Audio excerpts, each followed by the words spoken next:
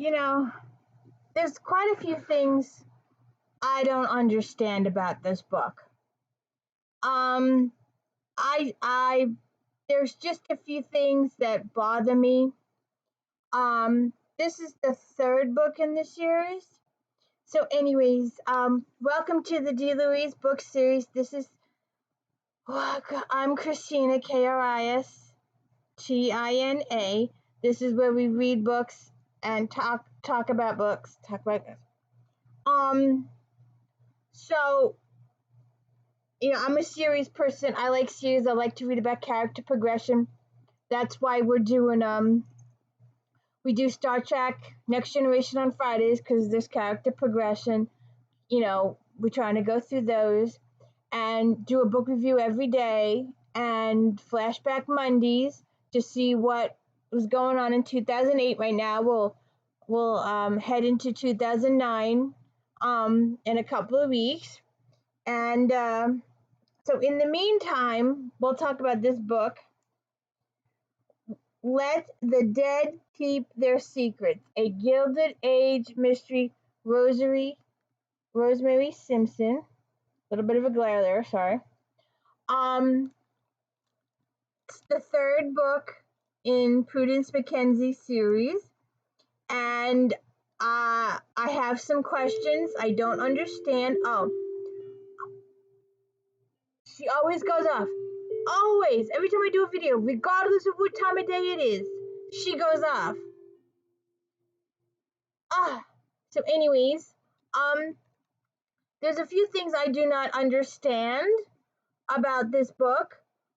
First of all, it starts out that Prudence and Geofrey head towards Europe. They are an unmarried couple, unengaged couple. They went on a ship across the ocean as an unengaged couple and then had an aunt or something hang out. I don't get it. I want to know what was going on with that. You just can't. It's fiction. I know it's fiction. But still, this is all like the rulies for back then. You can't have an unengaged woman. Yeah, her father is deceased. All her relatives are effing deceased except overseas, I guess. And they took an ocean liner across the ocean. It must have taken a couple of weeks to get there. Then they did the touring, the museums, and they did all this stuff. And she's supposedly not out of mourning yet for her father or her husband or potential. They were engaged and he died. He was murdered. That was book one. That's how the series starts. And she's still a laudanum addict, slightly. But I don't get it. There was no talk of engagement, no talk of a wedding, no talk of feelings. There's never been a kiss or a peck or a handshake or a hug. There's been none of that stuff.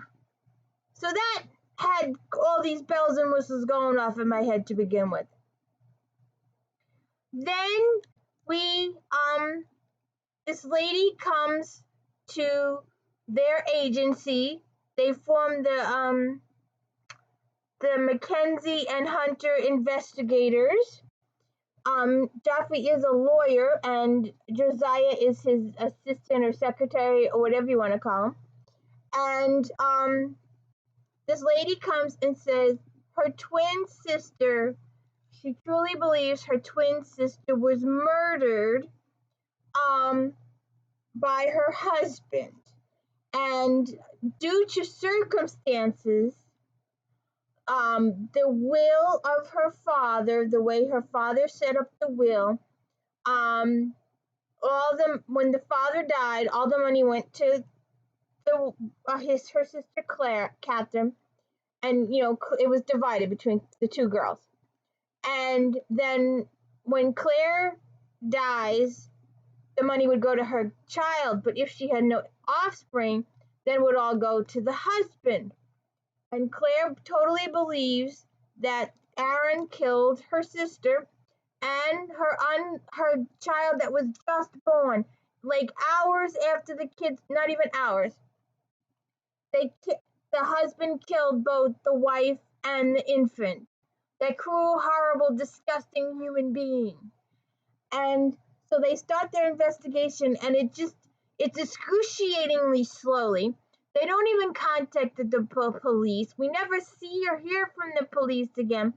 We have this Steven guy, and I'm hoping he gets a little more legit as the series goes on, because he wasn't very legit in the previous books. He was like, "Oh, I'm gonna frame you for it because my boss says we need to just close this up." Because they had this guy that was supposedly Jack the Ripper, and they locked up two fiancés because the women were discovered pregnant and they had other lovers. So the two boys were considered killers because they beat the girl up to death and sliced her up and removed all her organs precisionally because they were jealous boyfriends. And he had them both corded off to the tombs. I want an honest cop somewhere. I know there was corruption in the early 1900s, but this is ridiculous. We need to have an honest cop involved in some of this stuff.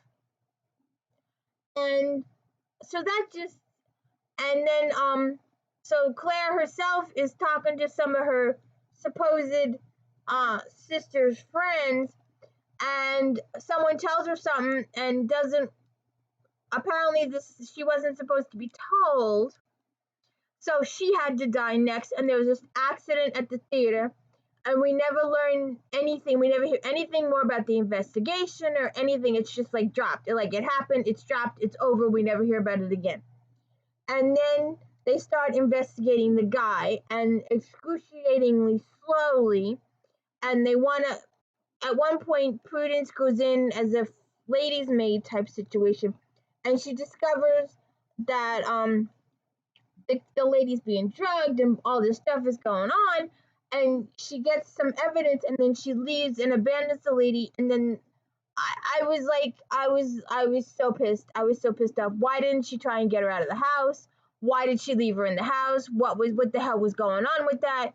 Because apparently that night or the next day, not even, like, probably hours later, she goes into labor, and because her husband has drugged her so badly, she dies too, giving birth, and the kid dies it's just gross, and it's horrible, and it's heart-wrenching, and I guess that's what it's supposed to do. I guess it's supposed to rip your heart open. But I just had so many issues, and then they start off good. They start getting proof, and it turns out the photographer was crooked too, and he had a little hand in it too. And they take pictures of dead people and they pose them and all this kind of crap. And this guy, apparently he made he was a serial killer. He conned all these women into marrying him, got them all with child early, because that way they were with child, they needed rest, they needed special care, they needed special medicine, they had to stay in, they couldn't socialize, and it cut them off from their family, especially if they had a parent who was ill or elderly. And then he would get rid of the parent, and then the girl would be alone, and it's just frustrating. It's just they didn't move fast enough. They should have saved that girl. And there's a third girl in the wind, but her relatives get wind of it, and it's put a stop to. And they do all this investigating, and they get all this proof, and they gather all this evidence. They never once talked to the cops. And then Prudence decides that she's gonna go and pretend to be the guy's fiance, and puts herself in serious danger, and her friend life in serious danger. She risks everything,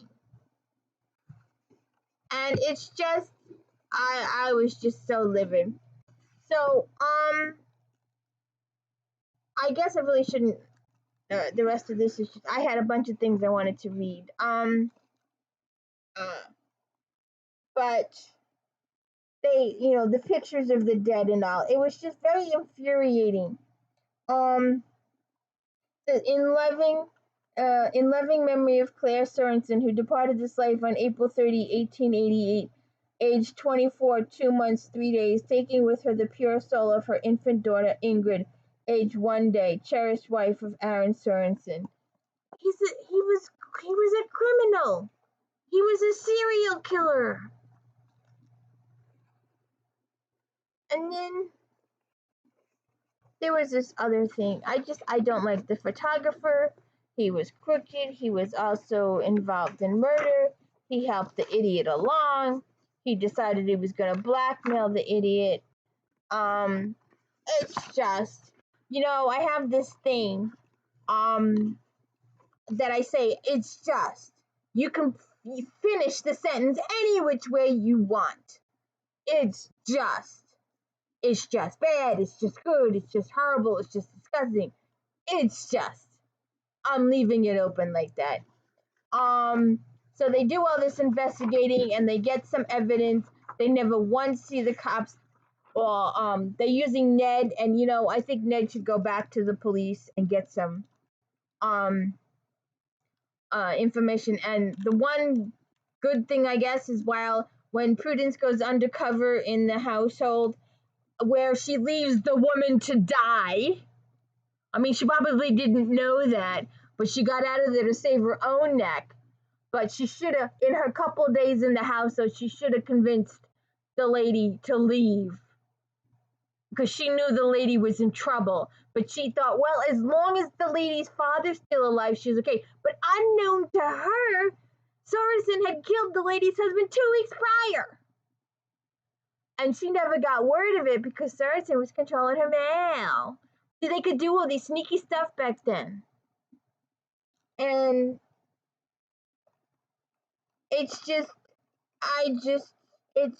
had so many issues. And I guess it's the sense of a good writer. If a good writer can stir you up and make you angry or make you feel stuff. Like, I know there's some of you out there that absolutely love heart-wrenching things and you want to cry and cry. I don't want to cry. I want to escape reality. I want something that'll make me happy. I want a good, intriguing mystery. There can be a love story on the side. That's okay. I don't read straight love stories because they're just, I just can't handle the character angst. It just drives me up a wall. But you put a good love story with a mystery and make it plausible, well, then that's good. But you give me all this couple love angst, and I just can't take it. That's why I need a little mystery. But I don't understand what's going on with these two. They toured Europe. I don't get it. So why did I wanna? Mrs. Emerson and Mr. Norbert, the doctor, would never have left that night if he thought something would go wrong. He'd taken care of Mrs. Sorensen's parents and Mrs. Catherine too when she was a little girl. But yet the kid died, and the mother died because the husband killed them both. How can somebody go ahead and kill their infant child? Because he wanted the goddamn money. He was money hungry. He needed to pay off his debtors because he was gambling. I was so angry with this guy. So angry. And they catch him card counting, and they don't want to point it out to the club chef because they don't want to spook the guy into leaving town until they get more proof. But they should tell these people stuff. I was just so mad, and they didn't contact the cops or anything. I had this really big important note, and now I can't find it. I was like highlighting it all over the place, and I can't find it. Oh, I'm so pissed. I mean, the whole book just messed me up. Well, that's my fault. I lost it. I had this quote. It was really important to me to read, and I lost it. So that's my fault. I'm inadequate. That's why no one watches my series, and you're probably not even here right now. Oh, I can't believe I lost it. I made this big note. But anyways, this book just very frustrated me very much. I was so angry at all the different characters for different reasons. So you will have to read the book to find out if they get enough proof on Mr. Saracen to have him arrested, or how they end this situation with him, and how Claire gets herself in serious trouble at the end, and if she's rescued successfully, and what happens to her friend that she cornered into going with her and put her friend's life in danger too. How foolish they all were in pursuing this without additional help. Of course, considering how crooked the cops were back then, according to this book. Well, I know history says they were crooked anyway, too. But at least in some of these novels I read, they have at least one honest police officer dealing with them. So I think Ned should go back to police office and get a hold on his trick. And something needs to happen between Godfrey and Prudence. I don't understand. She needs to come out of mourning. They need to have a situation or talk down or show some feelings or something. You just don't go tour Europe with your business partner when you're unmarried in the 1880s. It just doesn't work that way. And she's not even technically a widow because she wasn't even married. They were engaged. So I just have issues. But it was a quick read. It didn't take that long at all. Just a couple hours. Very quick read. So, to find out what she's gonna bing again. Bing, bing, bing, bing, bing, bing. Oh, okay. So, anyways, now that she's out of the way. So, please hit the like and subscribe, and let me know how you enjoy this book if you get a chance to read it. Let the dead keep their secrets.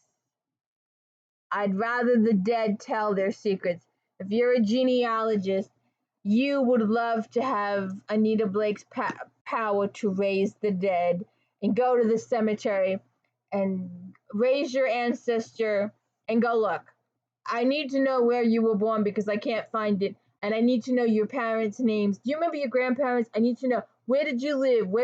I need you to answer these questions because I got this brick wall here. And the 1890 census burned. So if you could answer some of these questions for me, I'd appreciate it.